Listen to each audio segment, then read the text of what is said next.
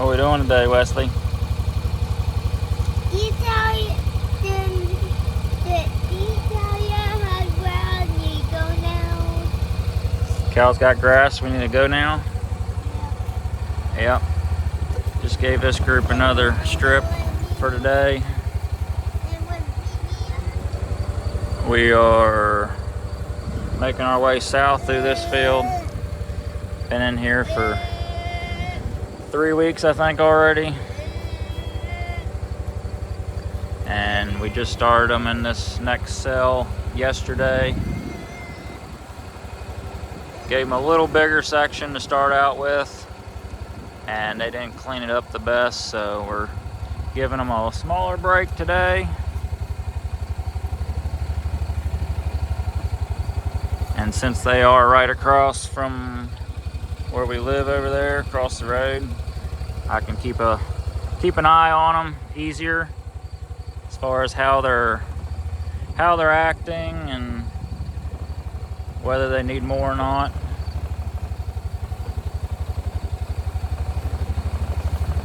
But the bulls are out. They've been out for a couple weeks now.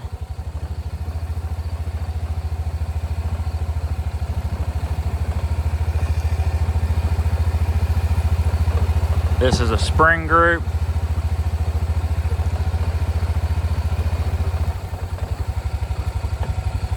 I went ahead and separated my spring and fall groups, which this group was already separated early in the spring, but there was another group.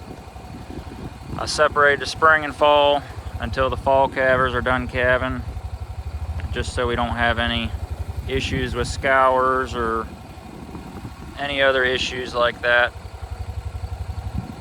Get them calves out, as many as possible alive.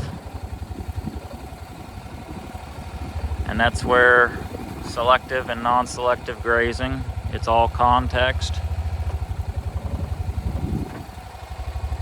Right now my fall groups are grazing a little more selectively until I get the calves out alive, and after say a month or so old, all the calves are a month or so old, and then we can tighten them back down. By that time it'll be good fall weather, nice and cool.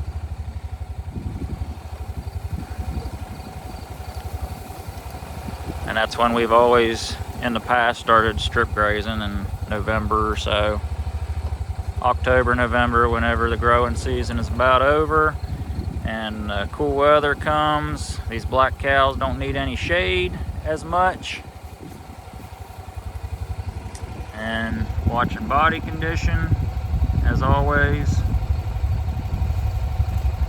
No backbone showing. Gut looks good on her and on most of the other ones as well.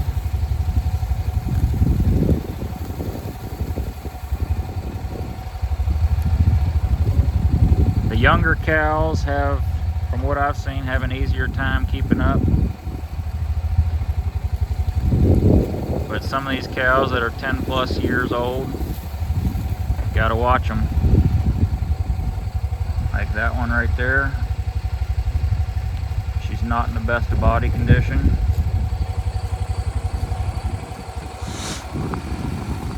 Gotta watch them older cows, make sure they're getting enough, and like I say, if she's open, she'll go to town anyways and get replaced by something younger.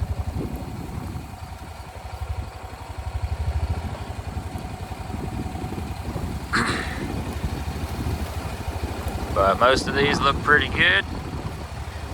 Not many backbone showing, good body condition in the fall this time of year, and they got a calf on them, most of them. And like I say, just gotta watch your cows, watch your grass. These are grazing more non-selectively, since the calves are born in the spring, several months old.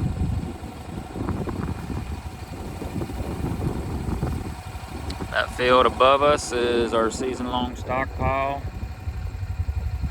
It's got plenty of grass out there. We got cool season forages mostly, so that stuff can hold its feed value for a long time. This is where we've been the past there was a cell in here. Gave them a pretty big area and got a decent graze off of it. If I'd have had them tighter, they could probably clean it up better, but it's all context. It's been somewhat hot, and these black cows don't handle the heat that well, which is why we've been breeding the past several years for more heat tolerant genetics. And the black cows that we do have need to be slick and not have a hair coat on them and handle the heat. And we do have quite a bit of fescue, so if they can't tolerate the fescue, they're gonna have to suck it up, because that's our main feed source in the wintertime. But with this total grazing, there sure has been a lot more diversity coming in these fields that were mainly fescue, which is one that we're in. This was stockpiled most of the year last year, and we are grazing it this year. This is the second pass, and since we're understocked in this group at the moment, I think we're around 3 acres a cow-calf pair, where most of the other groups are around 2 acres a cow-calf pair. We are a little behind on this second pass, but that's fine. That's fine. Just get as much as we can get while keeping good body condition on them. And there's a lot of foxtail, and there was some native warm season grasses down there in the bottom, purple top, other warm seasons that come up. A good diversity, good salad bar for them.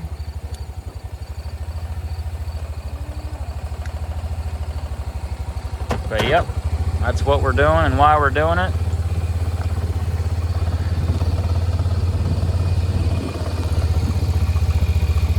Right, Wesley?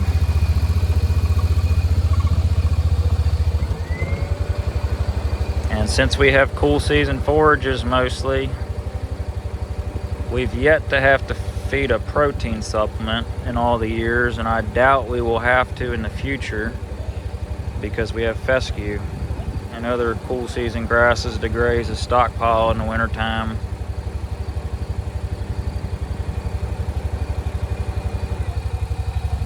But if you're going to solely rely on hay, which I know of folks doing that in our area, and you might have to throw a protein supplement out there if it's not good quality hay. If it's just a mixed grass hay to keep their pats from stacking up, might have to feed a protein supplement. But as long as you got something green,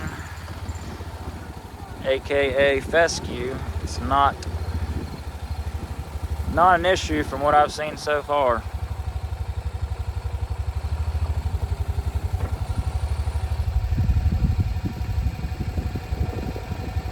Fat cows, fat cows, fat cows. That's what you want to see.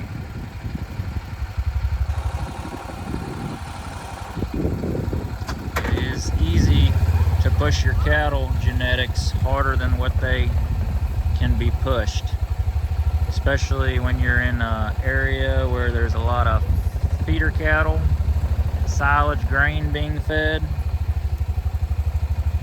and not many grass genetic cattle. It is easier to push them harder than what they can be pushed because they're not bred for it. Which that's where watching body condition in your cattle becomes an even bigger factor. It takes a better grazer, a better manager.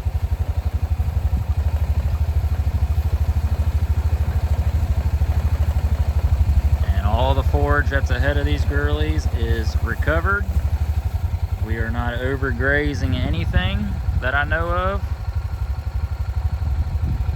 And from my experience, pushing a high stocking rate and harvesting the tips is fine as long as the rains keep coming.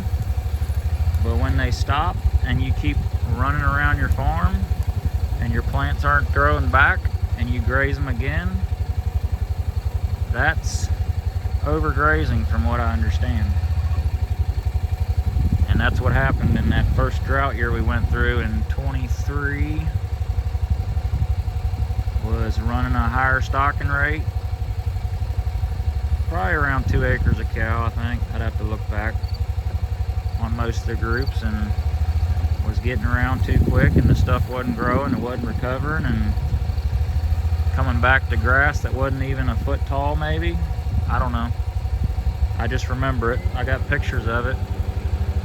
And yeah, that's no bueno, because that hurts your stockpile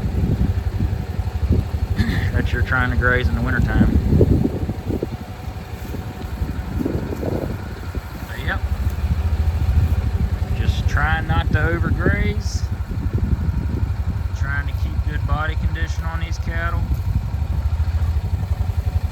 while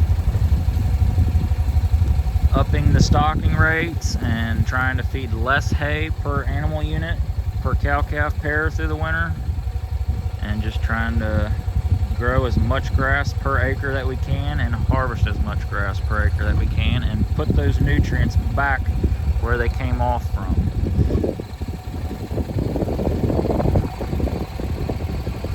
Which is a big thing with black cattle if they're not adapted to the heat. They can graze an area and they can go take it back underneath the shade tree and plop it out, and that's nutrient transfer. It's not as big of a deal in the spring, fall, winter when it's cooler, but in the summertime you can have some nutrient transfer, and you just got to limit it as much as you can until you get your genetics better. But most of these black cattle that we got are doing pretty good.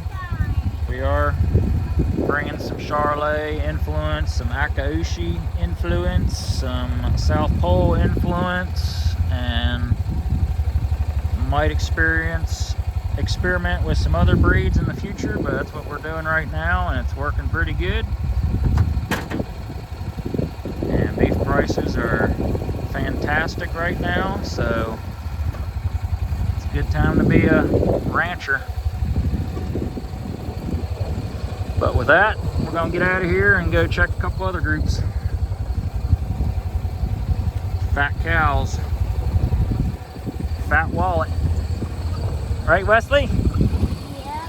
We cut that tree down. No. That's a good shade tree, man. We only cut cedar trees down. That's a nice tree.